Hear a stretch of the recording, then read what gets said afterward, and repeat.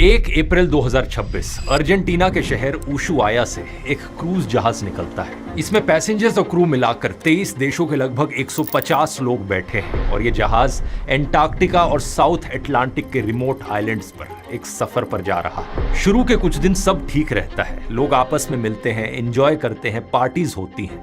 इनमें से किसी को भी अंदाजा नहीं था कि ये ट्रिप जल्द ही एक बुरे सपने में बदलने वाली थी। ट्रिप शुरू होने के करीब 5 दिन बाद एक 70 साल के डच पैसेंजर को अचानक से बुखार और सिरदर्द हो जाता है, माइल्ड डायरिया भी। ये शिप के डॉक्टर के पास जाता है, लेकिन 1-2 दिन बाद इसे सांस लेने में भी तकलीफ होने लगती है। देखते ही देखते अचानक से हालत इतनी खराब हो जाती है कि 11 अप्रैल को जहाज पर ही इसकी मौत हो जाती है।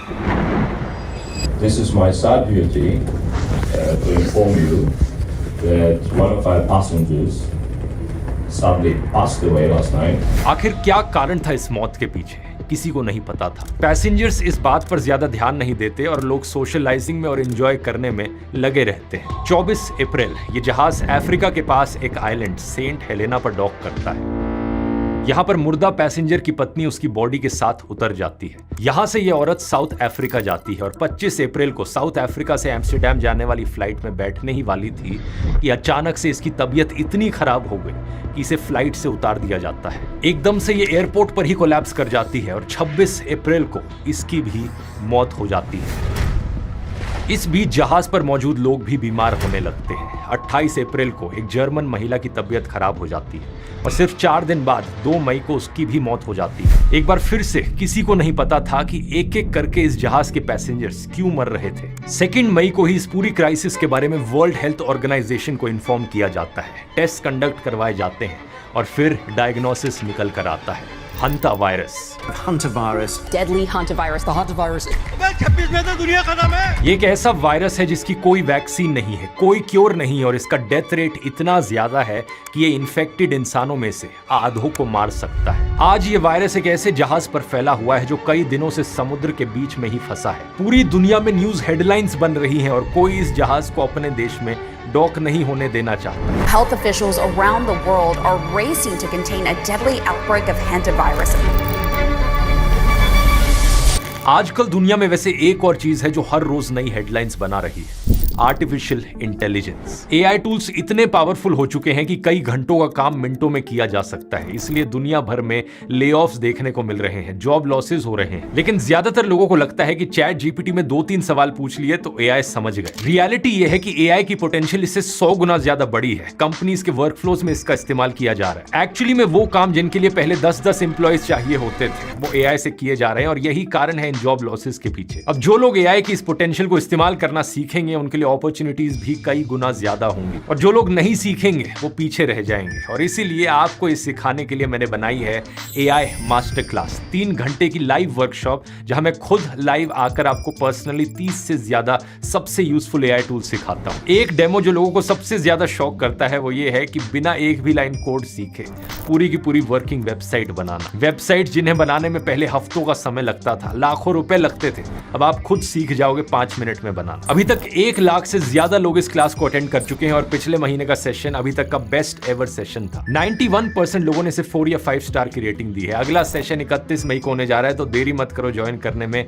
कॉस्ट सिर्फ 2 मूवी टिकटों जितनी है, लिंक डिस्क्रिप्शन में मिल जाएगा और या फिर आप इस QR कोड को स्कैन करके भी रजिस्टर कर सकते हो अगले लाइव सेशन के लिए।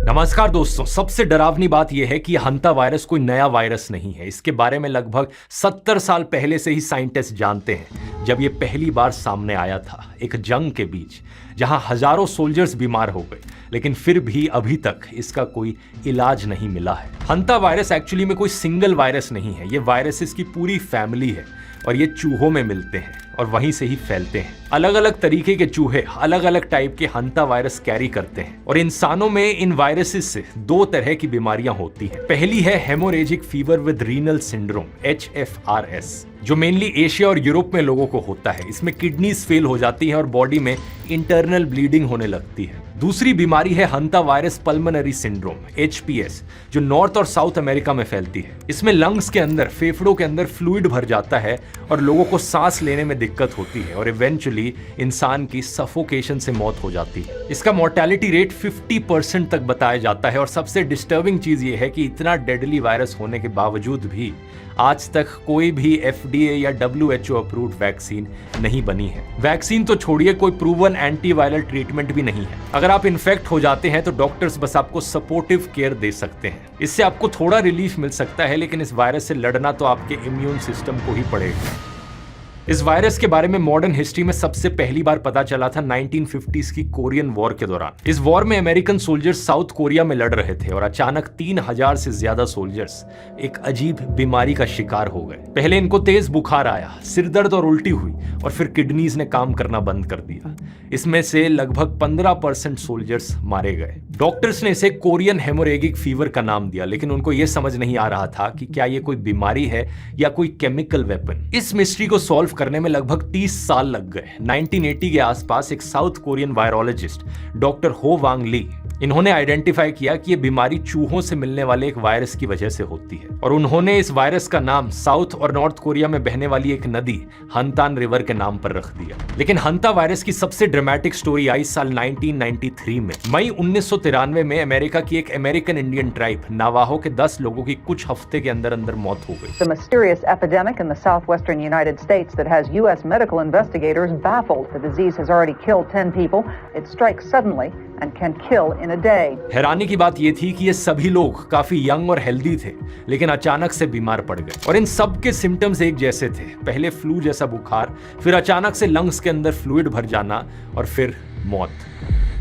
शुरुआत में इनका मोर्टेलिटी रेट 75% था, यानी हर 4 में से 3 इन्फेक्टेड इंसानों की मौत हुई। बहुत कोशिशों के बाद भी साइंटिस्ट इस बीमारी को क्रैक नहीं कर पा रहे थे और फिर ट्राइबल एल्डर्स ने साइंटिस्ट को बताया कि वो इस बीमारी के बारे में पहले से ही जानते थे। इन नावाहो आदिवासियों की ओरल हिस्ट्री में ये रिकॉर्ड था कि जब बहुत बारिश होती है तो पिनियन पाइन नट्स, चिलगोजे की बम्पर पैदावार होती है। ये चूहों का खाना है जिसको खाकर उनकी पॉपुलेशन बढ़ती है और इस बढ़ती ओवर पॉपुलेशन की वजह से ये बीमारी फैलती है चूहों में। साइंटिस्ट के लिए जानकारी बहुत इंपॉर्टेंट साबित हुई। जब उन्होंने चूहों को एग्जामिन किया तो 16 जून को वही वायरस चूहों में भी मिला। उन्होंने अंदाजा लगाया कि ये एक नए टाइप का हंता वायरस है और 1993 में इसके आउटब्रेक का कारण था एल नीनियो। वही एल नीनियो जिसकी मैंने हीट वेव वाले वीडियो में भी बात करी थी। साल 1991-92 में एक बड़ा एल नीनियो आया था जिसके कारण वहां पर ज्यादा बारिश हुई थी, नट क्रॉप्स की ज्यादा पैदावार हुई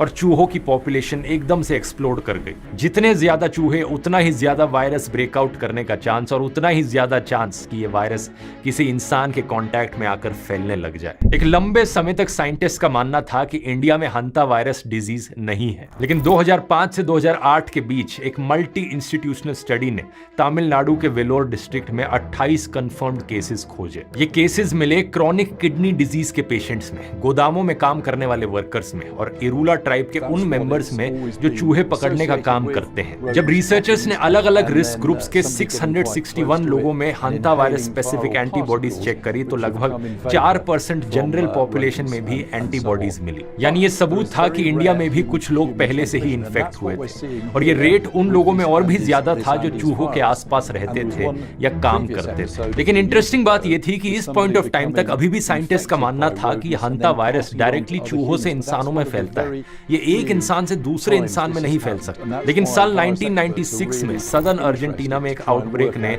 इस अजम्पशन को तोड़ दिया। इस आउटब्रेक का कारण था एंडीज वायरस। हंता वायरस फैमिली का एक ऐसा स्ट्रेन जो बहुत ही डेंजरस एबिलिटी रखता था, ये इंसान से इंसान में फैल सकता था। आज के दिन पूरी हंता वायरस फैमिली में ये एकमात्र ऐसा वायरस स्ट्रेन है जिसमें confirmed human to human transmission document किया गया है। लेकिन अच्छी खबर यह है कि ये कोविड या फ्लू की तरह हवा में नहीं फैलता। इसके लिए बहुत क्लोज्ड और प्रोलॉन्ग्ड फिजिकल कांटेक्ट जरूरी है, यानी कि आप किसी और इंसान के एक लंबे समय तक काफी करीब रहें, एक ही बेड शेयर करें, उनके बॉडीली फ्लूइड से कांटेक्ट। इसलिए आमतौर पर फैमिली मेंबर्स के बीच में ही फैलता है या फिर तब जब कोई इंसान किसी इन्फेक्टेड पर्सन की बहुत बहुत नजदीकी से केयर कर रहा हो। और यहाँ पर एक और ट्विस्ट भी है। साइंटिस्ट ने अर्जेंटीना में डॉक्यूमेंट किया है कि कुछ इन्फेक्टेड लोग सुपर स्प्रेडर्स की तरह बिहेव करते हैं। कुछ इन्फेक्टेड लोग कुछ ज्यादा ही लोगों को इन्फेक्ट कर सकते हैं। लेकिन यहाँ पर भी अच्छी चीज ये है कि इस वायरस की ट्रांसमिशन विंडो बहुत छोटी है। ये बीमारी की शुरुआत में सिर्फ एक दिन ही फैलता है। तो अब तक दोस्तों आप समझ ही गए होंगे कि जिस क्रूज शिप की मैंने शुरू में बात करी थी, वहां पर भी यही एंडी स्ट्रेन फैला था।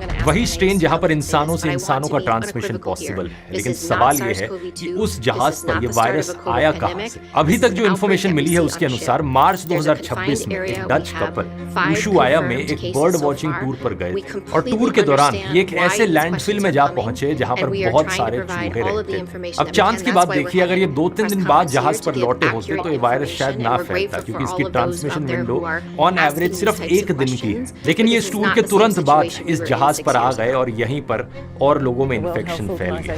बाय द वे ये वही डच कपल है जिसकी हंता वायरस से सबसे पहले मौत हुई। 10 मई तक इस जहाज पर टोटल 10 केसेस सामने आ चुके हैं और 3 लोगों की ऑलरेडी मौत हो चुकी है। इसके अलावा कई पैसेंजर्स को मेडिकली इवैक्यूएट करना पड़ा है और अभी 4 पेशेंट्स हॉस्पिटलाइज्ड हैं। एक आईसीयू में जोहानिसबर्ग साउथ अफ्रीका में, 2 अलग-अलग हॉस्पिटल्स में नेदरलैंड्स में और एक स्विट्जरलैंड में। कई दिनों तक ये जहाज West African country Cape Verde की कोस्ट के पास खड़ा रहा था, लेकिन इस देश ने इसे डॉक करने की परमिशन देने से मना कर दिया। फिर स्पेन ने उसे अपने अंडर आने वाले ऑटोनोमस कैनरी आइलैंड्स पर डॉक करने की परमिशन दी और 10 मई को ये जहाज फाइनली जाकर टेनेरिफ आइलैंड पर डॉक करता है। अब यहाँ से इस जहाज को इवैक्यूएट किया जा रहा है और ये देखना होगा कि कितने पैसेंजर्स यहाँ पॉजिटिव टेस्ट करते हैं। जहाज के क्रू में 2 इंडियंस भी शामिल थे और वो जहाज के साथ अब नेदरलैंड्स गए हैं और वहां पर क्वारंटीन में हैं। हालांकि उनमें कोई सिम्टम्स नहीं देखे गए हैं। लेकिन इस सब के बीच सबसे बड़ा सवाल जो आपके मन में आ रहा होगा, मेरे मन में भी आ रहा है कि क्या हंता वायरस अब अगला पैंडेमिक बन जाएगा। अब देखो दोस्तों, मैं कोई एस्ट्रोलॉजर तो हूं नहीं, होने को कुछ भी हो सकता है, लेकिन इसका चांस बहुत कम है और इसकी वजह है 2 कारण।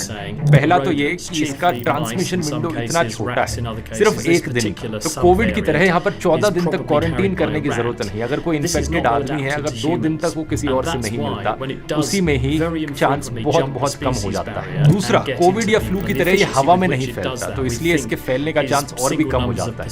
ये सिर्फ human to human close contact से फैलता है। अभी तक इसका यूरोप और एशिया में कोई भी ह्यूमन टू ह्यूमन केस नहीं देखा गया है। वर्ल्ड हेल्थ ऑर्गेनाइजेशन ने भी कहा है कि ग्लोबल पॉपुलेशन के लिए इस वायरस का ओवरऑल रिस्क लो है, लेकिन ये इंसिडेंट एक बड़ा वेकअप कॉल है, क्योंकि इसका मोर्टेलिटी रेट, डेथ रेट 50% तक हो सकता है। तो जो लोग इन्फेक्ट हो जाते हैं उनके लिए ये बेहद जानलेवा है। ऊपर से इसका एल नीनियो से भी कनेक्शन है और इस साल एक बेहद बड़ा एल नीनियो आने की संभावना है। तो सवाल ये उठता है कि इस वायरस से खुद को कैसे प्रोटेक्ट किया जाए। सबसे पहले तो आपको अपने घर को सील करने की जरूरत है ताकि चूहे घर के अंदर ना घुस सकें। ये वायरस चूहों से फैलता है। अच्छा यही होगा कि आप घर में कोई भी ऐसी जगह या गैप ना छोड़े जिससे चूहे अंदर आ सके। अगर आप ऐसी किसी जगह पर जा रहे हो जहां बहुत चूहे होते हैं, जैसे कि स्टोरेज रूम, गोदाम या पुराने बंद कमरे, तो N95 मास्क या ग्लव्स पहनकर जाओ।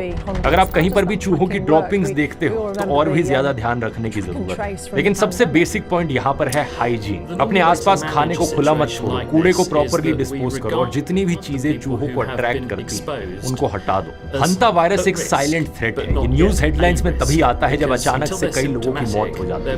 लेकिन सच बात तो ये है कि ये वायरस हर रोज दुनिया भर में खामोशी से कई दशकों से लोगों को इन्फेक्ट करता रहा है। बस फर्क ये है कि पहले आपको इसके बारे में नहीं पता, लेकिन अब आप जान चुके हैं। बिना वैक्सीन और क्योर के आपके पास अब सबसे अच्छा हथियार है, अवेयरनेस और प्रिवेंशन।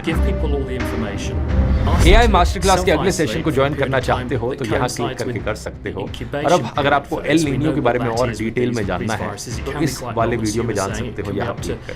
बहुत बहुत धन्यवाद।